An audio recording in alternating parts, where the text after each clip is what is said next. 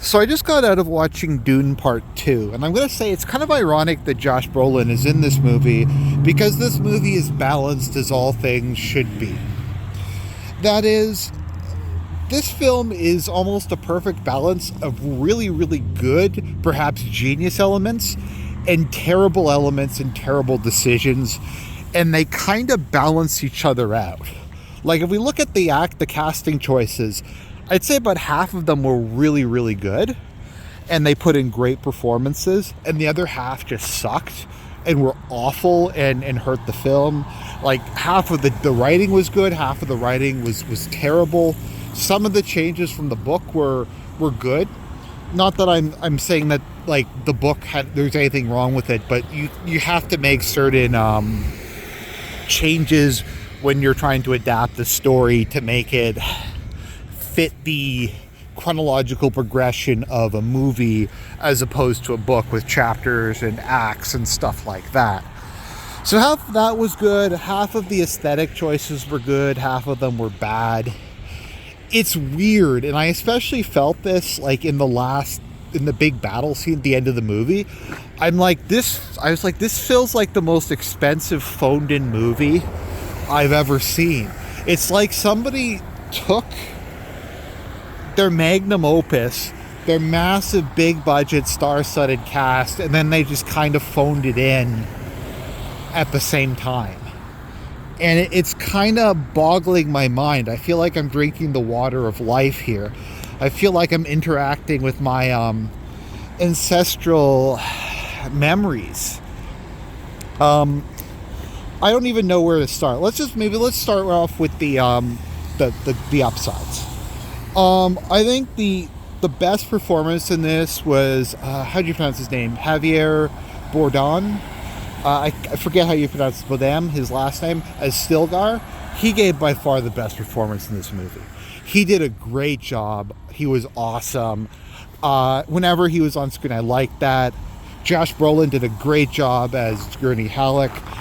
Just a shout out once again to Jason Momoa, who I think did a great job as Duncan Idaho in the previous movie. I thought Rebecca Ferguson did a really good job as Lady Jessica. I forget her name, but the actress from Midsummer who played Irulan, I thought that she was kind of not a good aesthetic choice, because Irulan's supposed to be like a Giga Stacy.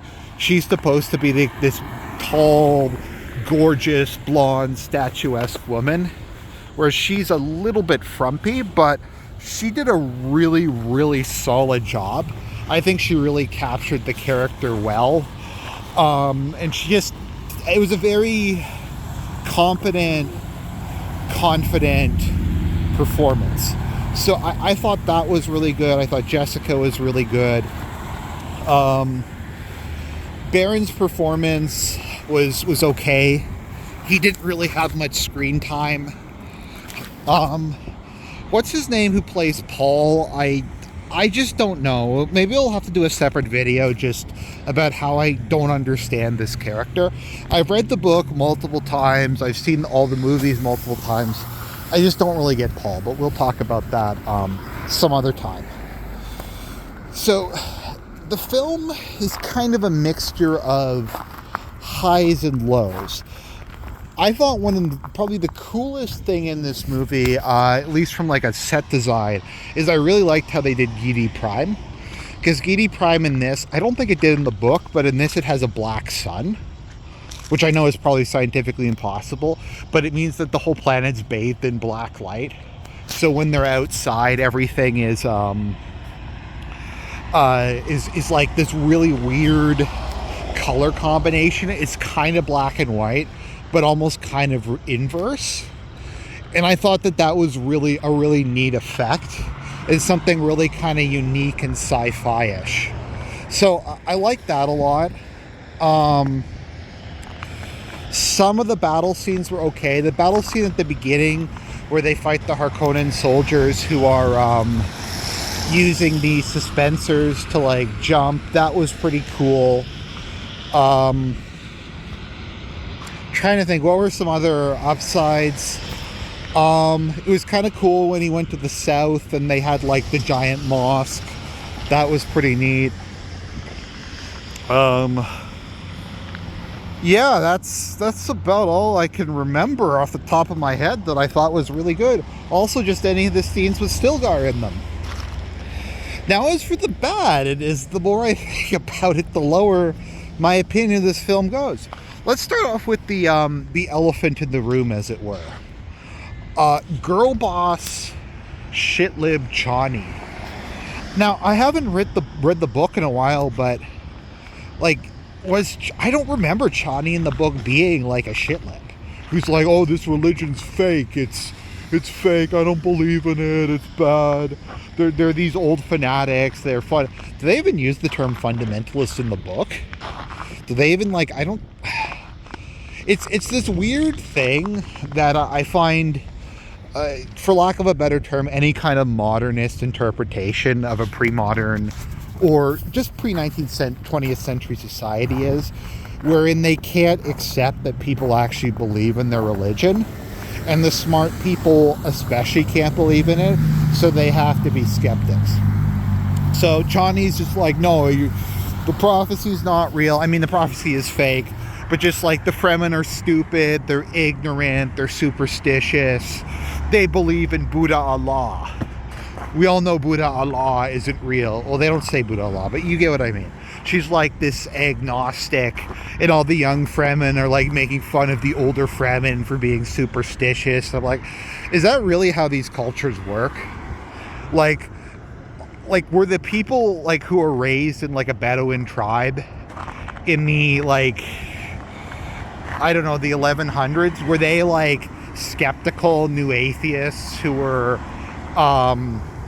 snarking about how dumb their parents were? I just don't, it just seems to kind of defy believability to me. And half of the movie is just her being a girl boss. It's just her shitting on Paul, her like putting him in his place, her telling him, oh, you're not the Messiah, oh, you're listening to these crazy fundamentalists. Like, she's like, it's almost like she's going, we need liberal nationalism. These people are ethnic and cultural and religious nationalists. We need base civic nationalism, and we need equality between men and women and all this other stuff. And just so much of it is her just girl bossing. It's completely insufferable. Now, obviously in the book there was a little bit of aspect of that where Chani makes fun of Paul because he's has to learn the ways of the desert, and she's initially far more competent than him. But if I recall, she does come to believe in him. And that doesn't really seem to happen in this movie. Like, I just don't think there's any chemistry between them, to be perfectly honest. She just seems pissed off that she has to be around this asshole, and he just seems like he's like a creeper. Anyone remember that term from like the mid-aughts? Like the creeper, like just the Edward Cullen stare? Like, I don't get why they love each other. Maybe it's just because what's her name is not very attractive, in my opinion. But it just was kind of every scene where they were together, it was just like, mwah, mwah, mwah. And it was just not very good. It was kind of painful, actually, like to sit through some of those parts. I think the Jessica parts were okay. She became a Reverend Mother. They talk about paradise. They talk a lot about the prophecy. I feel like they talk about the prophecy more in this movie than they did in the book. Why is the Emperor played by Christopher Walken? Why does not a single adaptation get the Emperor vaguely correct? Emperor Shaddam IV is supposed to be kind of like Kaiser Wilhelm. He's a jingoist. He's very like pompous. He thinks he's really tough. He wears a bursag, which I believe is like a colonel's military uniform. He wears like a Sardaukar helmet. He's, I think, in his 70s or 80s, but because he takes spice, he looks like he's in his 30s or 40s. He's a poser. He's a poser who likes to hang out with his Sardaukar, and look tough, and kind of delusions of grandeur. But they always portray him as like this frail old man. Like, why is Christopher Walken Shaddam the Fourth? Shaddam the Fourth should be someone who's really, in my opinion at least, bombastic, and like when he's dealing with Paul, just like, show me the respect I deserve and stuff like that. And this, he's just kind of lame. He's just kind of like there. Now, he is supposed to not be as smart as he thinks he is, and his plans tend to fall apart and not be very successful.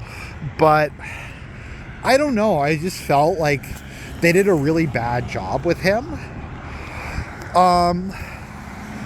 Fade, I felt like they didn't do the best job with him either. So I thought part of Fade's personality is he is kind of a sociopath, but he's also supposed to be very likable. I mean, that's kind of the whole idea, is that he was going to be the Messiah who was going to go and save them from the Beast Rabbon. He was going to be beautiful Fade. He was charismatic. He was charming. Women loved him. Men loved him. He had a natural charisma. In this one, he's just a creepy psychopath. I mean, he is a creepy psychopath, but he's a creepy psychopath with no charm. Like, it makes you wonder, why did the Baron choose him to be a successor over Rabbon? They have kind of similar personalities. There's not really that much to distinguish them from each other. The Baron chose Fade because Fade was smarter, more likable, more politically adept, and we really don't see any of that in this movie. It's just, yeah, I don't know, they didn't do a good job with him. They didn't do a good job with the Emperor, I thought.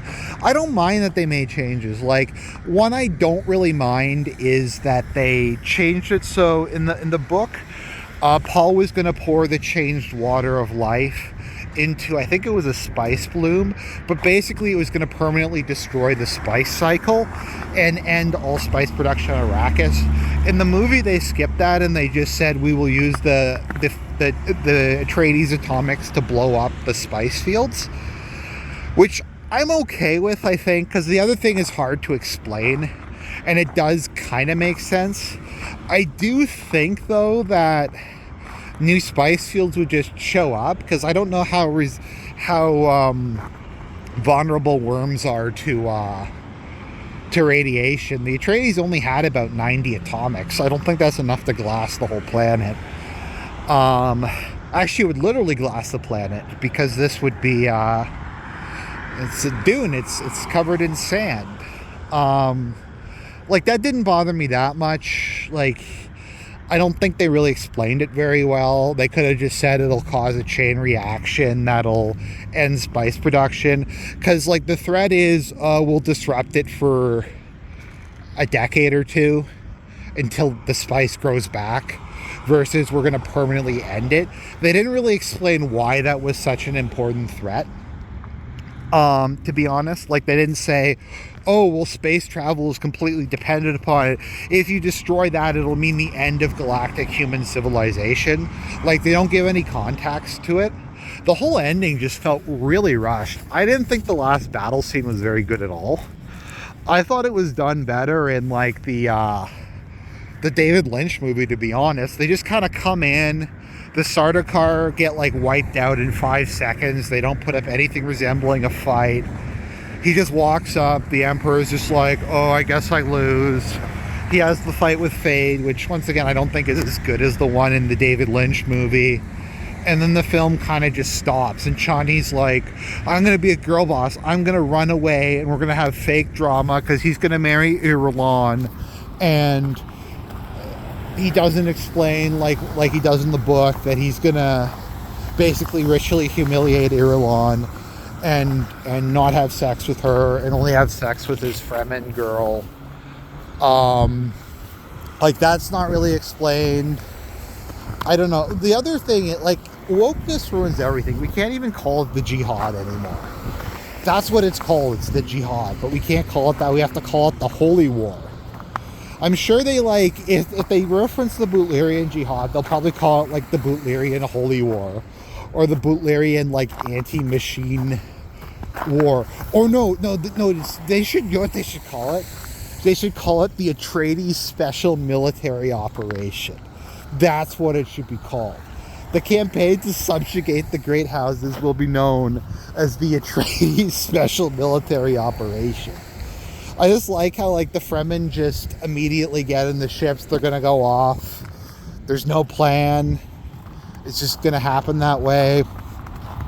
I don't recall the Great Houses all rejecting him almost immediately in the book. I don't know. There's a bit of a time skip between Dune and Dune Messiah that isn't really fully exploited, and it looks like they're going to exploit it a bit more in this movie.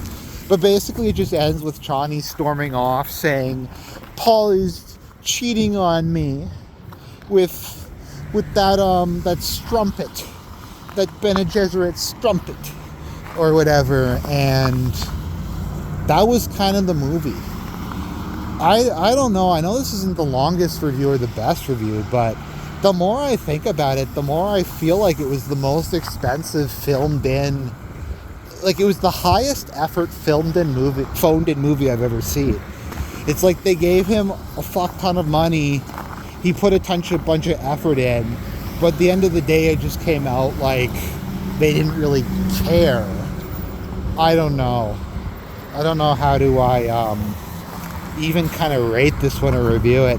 I think that's going to be my review title, The Phoned In Magnum Opus, I think is how I'm going to put this film. So I'll probably do a stream on this and talk about this a bit more. Far from the worst movie I've ever seen, but not great. Not great. The more I think about it, the less I like it. I think the first one was better, to be honest.